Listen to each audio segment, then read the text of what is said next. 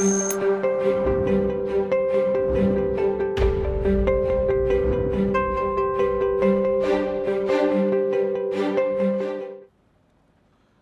स्वागत है आपका दूसरा पहलू में। मैं हूं आपके साथ विवेक शांडिल्य।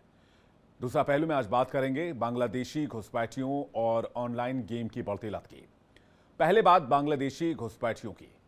गृहमंत्री अमित शाह ने पिछले हफ्ते झारखंड में बांग्लादेशी घुसपैठियों का मुद्दा उठाया और आरोप लगाया कि घुसपैठ की वजह से राज्य की डेमोग्राफी चेंज हो रही है। इससे पहले पीएम मोदी भी ये मुद्दा उठा चुके हैं। झारखंड में जल्द ही चुनाव होने वाले हैं, लिहाजा ये मुद्दा गर्म है। इस खबर का दूसरा पहलू यह है कि बांग्लादेशी और रोहिंग्या न सिर्फ झारखंड बल्कि दिल्ली समेत देश के कई राज्यों में मौजूद हैं। घुसपैठियों का सही आंकड़ा भी इस वक्त सरकार के पास मौजूद नहीं है। रोहिंग्याओं की पहचान करना आसान नहीं है, तो ऐसे में इन घुसपैठियों को, रोहिंग्याओं को देश से बाहर कैसे निकाला जाएगा, या सिर्फ इस मामले में राजनीति हो रही है। दूसरी खबर में बात करेंगे बच्चों में ऑनलाइन गेम की बढ़ते लत की। राष्ट्रीय बाल अधिकार संरक्षण आयोग ने एक सर्वे किया और सर्वे की रिपोर्ट बहुत हैरान करने वाली है। बिहार, यूपी और महाराष्ट्र के 75% से ज्यादा बच्चे ऑनलाइन गेम खेलते हैं। ऑनलाइन गेमिंग और बेटिंग की लत बच्चों और युवाओं को बर्बाद कर रही है, यानी देश का भविष्य बर्बाद कर रही है। इस खबर का दूसरा पहलू यह है कि ऑनलाइन गेमिंग और बेटिंग को रेगुलेट करने के लिए कोई कानून नहीं है। गेमिंग और बेटिंग में सरकार को हजारों करोड़ का टैक्स मिलता है, इसलिए सरकार इस बारे में फिलहाल नहीं सोच रही। जबकि गेम की लत से लाखों बच्चों की जिंदगी बर्बाद हो रही है, युवा कर्ज के जाल में फंसते जा रहे हैं। तो दोनों खबर हमारे साथ जरूर देखिएगा। शुरुआत बांग्लादेशी और रोहिंग्या घुसपैठियों के मुद्दे से। कई सालों से देश के लिए चुनावी मुद्दा भी रहा है। बीजेपी लगातार इस मुद्दे को उठाती रही है। झारखंड में गृह मंत्री अमित शाह ने एक बार फिर बांग्लादेशी और रोहिंग्या घुसपैठियों का मुद्दा उठाया। उन्होंने कहा कि अगर राज्य में हमारी सरकार आई तो घुसपैठियों को बाहर करेंगे। अमित शाह के बयान पर सूबे की राजनीति गर्म है। दूसरी तरफ बांग्लादेश की अंतरिम सरकार भी अमित शाह के बयान पर भड़क गई है और ढाका में भारतीय उच्चायोग को खत लिखा गया है।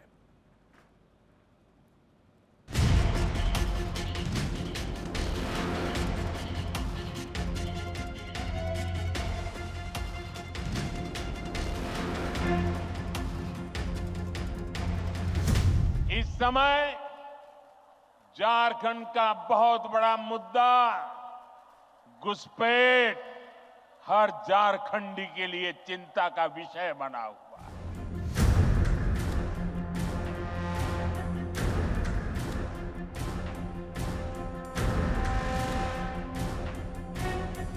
भाइयों बहनों, एक झारखंड सरकार बदल दो, मैं आपको वादा कर कर जाता हूं, एक एक घुसपैठिए को चुन चुन कर झारखंड के बाहर निकालने का हम काम करेंगे।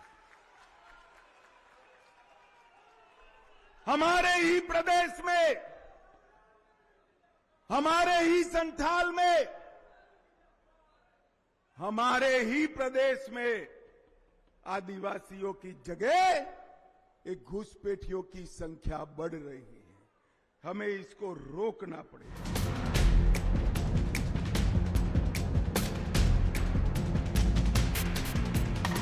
20 सितंबर को गृह मंत्री अमित शाह झारखंड के साहिबगंज पहुंचे थे। इस दौरान चुनावी रैली को संबोधित करते हुए उन्होंने बांग्लादेशी और रोहिंग्या घुसपैठियों का मुद्दा एक बार फिर जोर शोर से उठाया। उन्होंने कहा कि झारखंड में आदिवासी अपने ही प्रदेश में अल्पसंख्यक बनते जा रहे हैं और घुसपैठिए बहुसंख्यक, लेकिन वोट बैंक की वजह से हेमंत सरकार घुसपैठियों के खिलाफ कोई कार्रवाई नहीं करती है। अमित शाह ने कहा कि अगर बीजेपी की सरकार आई तो एक एक घुसपैठियों को उठाकर बाहर कर देंगे।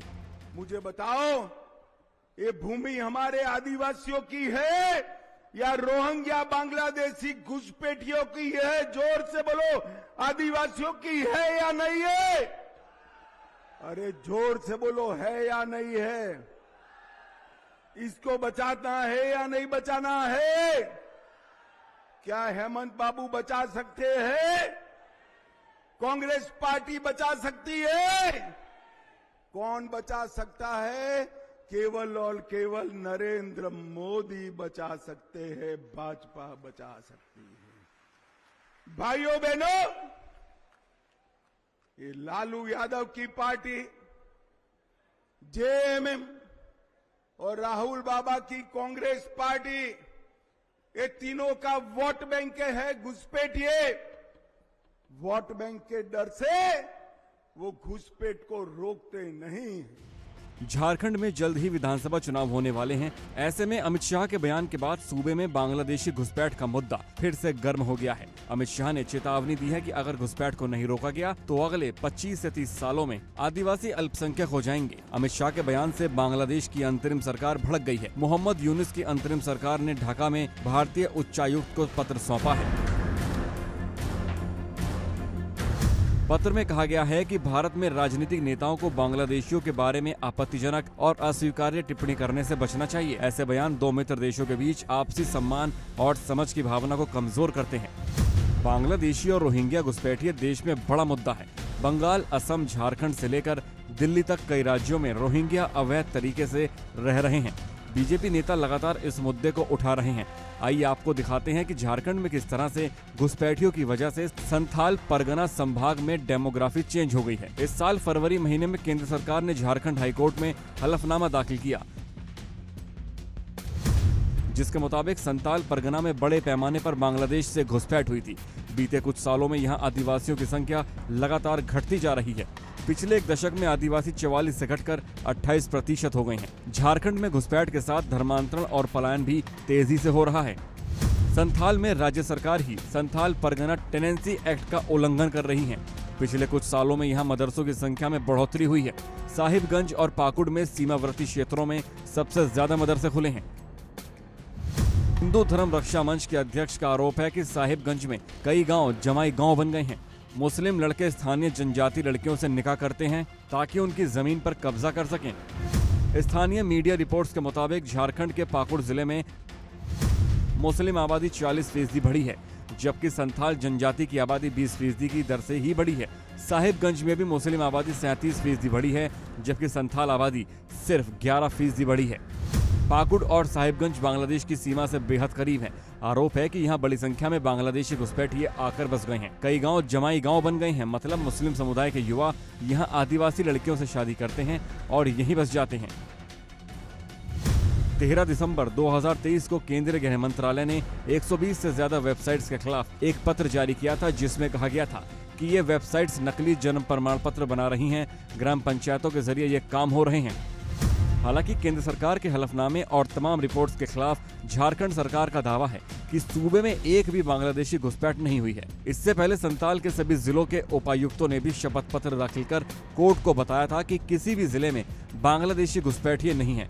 दूसरी तरफ बीजेपी नेता लगातार घुसपैठ और धर्मांतरण का मुद्दा उठा रहे हैं। गृह मंत्री अमित शाह पहले भी इस मुद्दे पर विपक्ष पर हमला बोल चुके हैं। मैं कांग्रेस अध्यक्ष जी को पूछना चाहता हूं कि आप कांग्रेस पार्टी का स्टैंड तय करो। देश में बांग्लादेशी घुसपैठिए रहने चाहिए, नहीं रहने चाहिए, एनआरसी लागू होना चाहिए, नहीं होना चाहिए। मित्रों, देश की सुरक्षा का सवाल है। कांग्रेस में इसको वोट बैंक दिखाई पड़ती है, मगर मैं आपको कहना चाहता हूं मित्रों, भारतीय जनता पार्टी की नरेंद्र मोदी सरकार वोट बैंक के आधार पर नहीं चलती। दरअसल बांग्लादेश की सीमा भारत के कई राज्यों से लगती है। ये राज्य हैं पश्चिम बंगाल, मिजोरम, मेघालय, त्रिपुरा और असम। भारत और बांग्लादेश के बीच 4096 किलोमीटर लंबी अंतर्राष्ट्रीय सीमा है। पश्चिम बंगाल में इसकी सीमा सबसे लंबी है, जिसकी लंबाई 2217 किलोमीटर है। खुली सीमा होने की वजह से बांग्लादेश से लगातार घुसपैठ की खबरें सामने आती हैं। कई बार बंगाल, त्रिपुरा, असम समेत कई राज्यों से अवैध रूप से रह रहे रोहिंग्या पकड़े जा चुके हैं। लिहाजा बांग्लादेशी घुसपैठ लंबे समय से राजनीतिक मुद्दा बना हुआ है।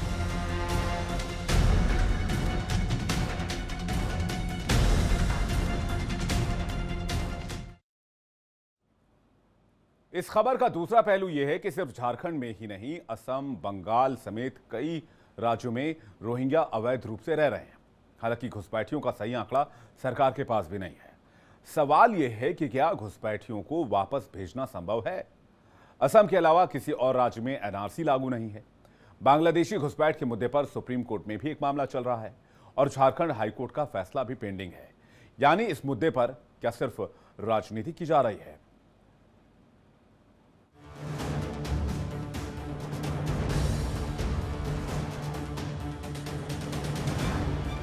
यहाँ जितना भी बांग्लादेशी और रोहिंग्या रह रहा है हिंदुस्तान में, उन सब के लिए कानून बने, एक एक घुसपैठिए को हिंदुस्तान से बाहर निकाला जाए। दिल्ली में जो मेड सर्वेंट हैं महिलाएं, वो बांग्लादेशी घूम रही हैं। झारखंड में बांग्लादेशियों की घुसपैठ बड़ा चुनावी मुद्दा बन गया है। अमित शाह से पहले 15 सितंबर को पीएम मोदी ने भी रैली में कहा था कि झारखंड में बांग्लादेशी और रोहिंग्याओं की घुसपैठ बहुत बड़ा खतरा है। यहाँ की डेमोग्राफी तेजी से बदल रही है, आदिवासियों की जमीनें हड़पी जा रही हैं। पीएम ने कहा था कि घुसपैठिए पंचायतों पर कब्जा कर रहे हैं और बेटियों पर अत्याचार कर रहे हैं। संथाल परगना में आदिवासियों की आबादी तेजी से कम हो रही है। यहाँ के लोगों की जमीनें हड़पी जा रही है। घुसपैठिए पंचायतों पर, व्यवस्था पर कब्जा कर रहे हैं। बेटियों के साथ अत्याचार की वारदातें बढ़ रही है। झारखंड सरकार सूबे में अवैध घुसपैठ से इनकार करती रही, लेकिन घुसपैठ के मुद्दे पर पिछले दिनों झारखंड हाईकोर्ट के आदेश के बाद से सियासत तेज है। जुलाई में हाईकोर्ट ने आदेश दिया कि संथाल प्रमंडल के सभी उपायुक्त आपसी सामंजस्य से बांग्लादेश से आने वाले घुसपैठियों को चिन्हित करें और उन्हें वापस भेजने की कार्य योजना तैयार करें। हाईकोर्ट ने राज्य सरकार को 2 हफ्तों में प्रगति रिपोर्ट भी पेश करने को कहा था, जिसमें ये बताना था कि अब तक कितने बांग्लादेशी घुसपैठियों को चिन्हित किया गया, कितनों को रोका गया और कितनों को वापस भेजने का प्रयास किया गया।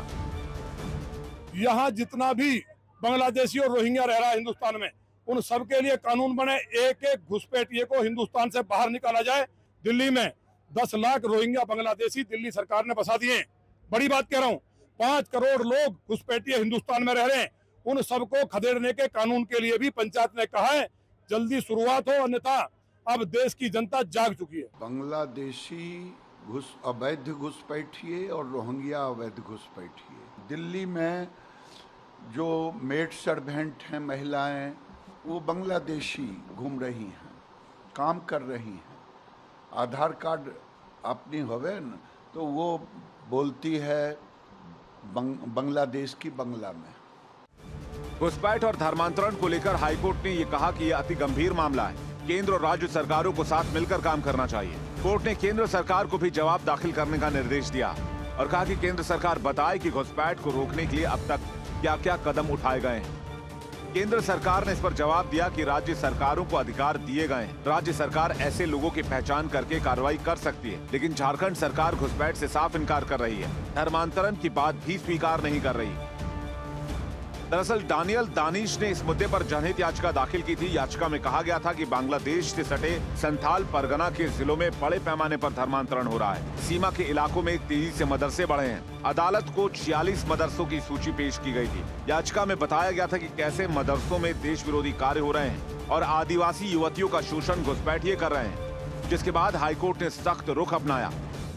झारखंड के शहर हो या झारखंड के गांव, इस घुसपैठ के कारण हर झारखंडी असुरक्षित महसूस कर रहा है। इसलिए हमें एक बात साफ साफ समझनी होगी, जेएमएम और कांग्रेस जैसे दलों को आपका वोट नहीं चाहिए। ये दल मजहब के नाम पर अपना वोट बैंक बनाना चाहते हैं। इस खबर का दूसरा पहलू यह है कि बांग्लादेशी और रोहिंग्या घुसपैठिए सिर्फ झारखंड में नहीं है। असम, बंगाल, त्रिपुरा, ओडिशा से लेकर यूपी, बिहार और दिल्ली तक रोहिंग्या अवैध रूप से रह रहे हैं। लेकिन देश में कितने बांग्लादेशी और रोहिंग्या रह रहे हैं, इसका सही आंकड़ा सरकार के पास भी नहीं है। हालांकि साल 2016 में तत्कालीन गृह राज्य मंत्री किरण रिजिजू बांग्लादेशी घुसपैठियों की संख्या को लेकर आंकड़े पेश कर रहे थे। उन्होंने कहा कि उपलब्ध जानकारी के मुताबिक भारत में करीब 2 करोड़ बांग्लादेशी घुसपैठिए निवास कर रहे हैं। अब सवाल यह है कि जब सभी राज्यों में घुसपैठिए मौजूद हैं, तो फिर केंद्र और राज्य सरकारें उनकी पहचान कर उन्हें वापस भेजने की कोई ठोस रणनीति क्यों नहीं बना रही।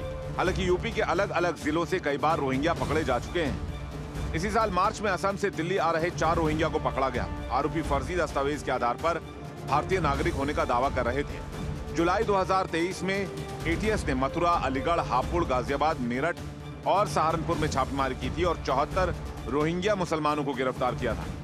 रोहिंग्या जो हैं म्यांमार के, ये भारत में शरणार्थी नहीं बल्कि घुसपैठिए हैं। और जो लोगों की सहानुभूति रोहिंग्या के प्रति है, उन लोगों से पूछा जाना चाहिए कि इन लोगों के द्वारा म्यांमार में किस निर्ममता के साथ निर्दोष हिंदुओं की हत्याएं की गई, बौद्धों की हत्याएं की गई। आतंकियों से संबंधों के तार इन तक जुड़ रहे हैं।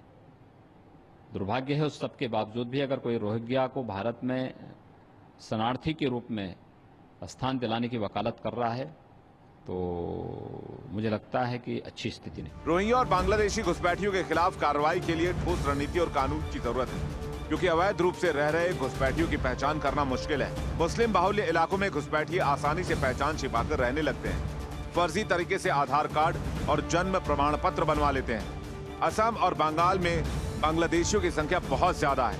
असम के अलावा अभी तक किसी भी और राज्य में नागरिक रजिस्ट्रार लागू नहीं है। Bureau report, India daily.